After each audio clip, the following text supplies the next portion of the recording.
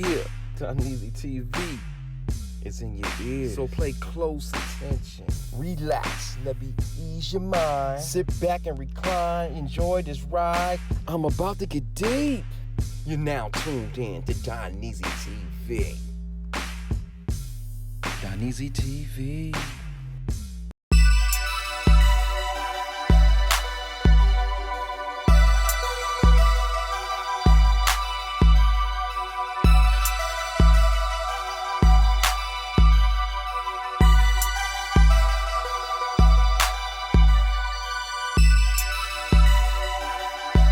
I just have very serious questions about the assassination of Nipsey Hussle, man. And the first person that pops in my mind is not Big U. Everybody wants to point at Big U. I think Big U has been eliminated. I mean, he has proven in different platforms that him and Nip were texting each other days before his assassination. So y'all can just put Big U out the category, and y'all can put that whatever conspiracy behind Dr. Savy of him releasing this documentary. Maybe that's a combination, but I don't think that's the sole reason. My sole thing between the reason why Nip was murdered, assassinated, was because he pissed somebody off. And this is going, let me just make a disclaimer.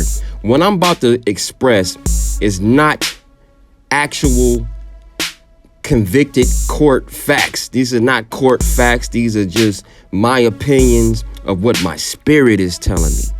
This is basically what I feel in my spirit, my soul, or whatever you want to call it.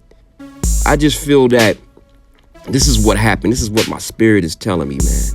This is what my spirit is telling me. My spirit, my energy, my vibe, or whatever you want to call this divine entity in my body is telling me this. Nip pissed those cops off, man. He made them mad because they got tired of raiding his spot, and they couldn't find nothing. And they got tired of raiding his spot and him mouthing off to him. And his people mouthing out to him. And they sit in their cars and they talking to each other. Can you believe this rapper? Can you believe this rapper got all this influence in this community? I can't stand him. I gotta keep going up here and I can't find anything. So they were getting embarrassed every time they would raid his spot. They couldn't find no evidence to arrest him. They couldn't find no investigation of any kind of drug dealing or anything like that. So they got frustrated. They said, man, we tired of this dude being on this corner and having this much influence. We gonna have to eliminate him. We gonna have to eliminate him. You know who we should get? We should get Eric Holder. Yeah, you know Eric. You know Eric, the one that works for us. Eric Holder. Let's get him. He's a perfect candidate. He uses drugs. He has a criminal record. We know what dirt he has. He is one of our informants. Let's pay him $10,000 to take out Nip. And that's what happened. So Eric Holder felt pressured. He knew that these cops knew his whole family, where they live, and he knew they wasn't playing no games, and he knew they had the power to commit every crime they said they was going to do to him. So he felt like, man, I ain't got nothing to lose. I'm not going back to jail. I'm about to handle this. So he got this one girl, that scandalous ass girl, and he told her what his intentions were. He told her what to do, how to do it. But he didn't tell her about the police conspiracy against him. He didn't tell her that because he didn't trust that she would go back and tell, and then his whole mission is jeopardized, and now his loved ones and his freedom is taken. Somebody had to tell Eric that Nip was in the area, man. Somebody alerted him. It was no coincidence he just happened to just drive through LA. He just happened to drive on Crenshaw and Slauson, and then Nip just sitting out there. That wasn't no coincidence. Somebody gave him a heads up. And they say, We got to do it now. We got to do it now. He hurry up to LA. He sees Nip. He parks the car in, like they said in the transcripts, he parked the car in the plaza at first. He wanted to, test the temperature. He wanted to see who was all, around, who Nip bodyguards were, who was these dudes standing around. Then once he felt like it was safe, he parked that car in that damn alley. He ordered that burger. He tried to use every little alibi he could to make an explanation on why, if he ever got caught, why he did it. He can say somebody put something in that burger and I just got on a drug trip. Or this girl, he gonna try to throw her under the bus. She gave me something in my weed when I was sitting in the car. She gave me something in his weed and I didn't. That wasn't me. That wasn't me. So he's trying to use all these alibis. So he told her straight out, wait here. She knew what was about to happen. He went over there, and of course, everything else is self-explanatory. And if you look how he did it, he still wasn't sure. Look what he was doing. He shoots, he runs. He comes back, he shoots again, he runs again. Then he comes back angrily with the fatal shot and then angrily kicks Nip in the face, man.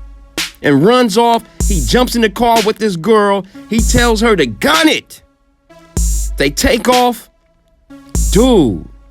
Then this is the part where I don't understand how law enforcement could not track them for 2 to 3 days. There's cameras everywhere, not just on Crenshaw and Slauson. What about the other streets they drove away from? The main streets they stopped at. There's cameras everywhere, man. You got the make of the car, the license plate, and top it off, they have phones, cell phones. So you couldn't spot this dude. You couldn't. Wow, man. And everybody knew off top who he was. People were snitching off top. The streets was talking immediately. They already know who he was. The streets is talking. Everybody know his government name, his street name, and everything. And they have the information, so you can't use phone towers. All these phone towers and technology that we have, you couldn't locate this dude for 2 to 3 days? I find that hard to believe. I find it impossible to believe. And this girl, I don't know how in the hell she's not charged for accessory to murder. How did she just go inside voluntarily and just tell her story and voluntarily walk out the damn police department? How was that possible? She come with this crazy story and they believed her? Nah. She was a part of it too, man. She's not innocent in this. She is not innocent in this, man. So the question is, who is this girl? And who in the hell is Eric Holder? Who is really Eric Holder, man? He's more than just a 60 Crip that was jealous of Nip. More than that. It's deeper than that.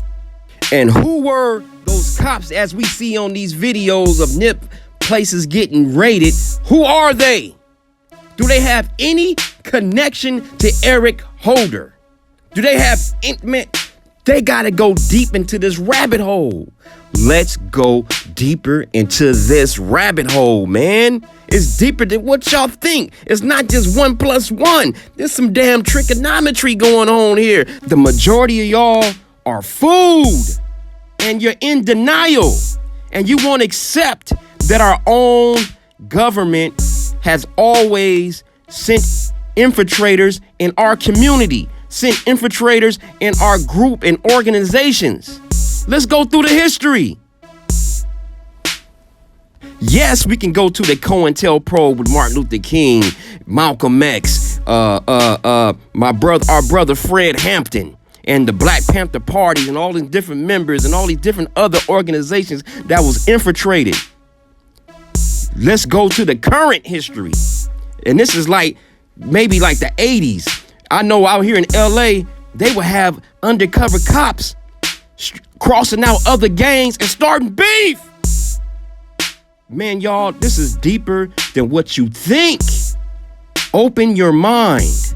And I have way more to say. I just want to see how this first video goes. If it gets a good reaction, then I got a part 2, 3, 4, 5, 6, 7, 8, 9, 10 parts of this. Maybe not that many parts. But yeah, I want to see what y'all think. I want to see the response on this. And we can continue this conversation. We can do that. Let's go. See y'all next time. R.I.P. Nip. Subscribe, like, comment to Don Easy TV. Yeah.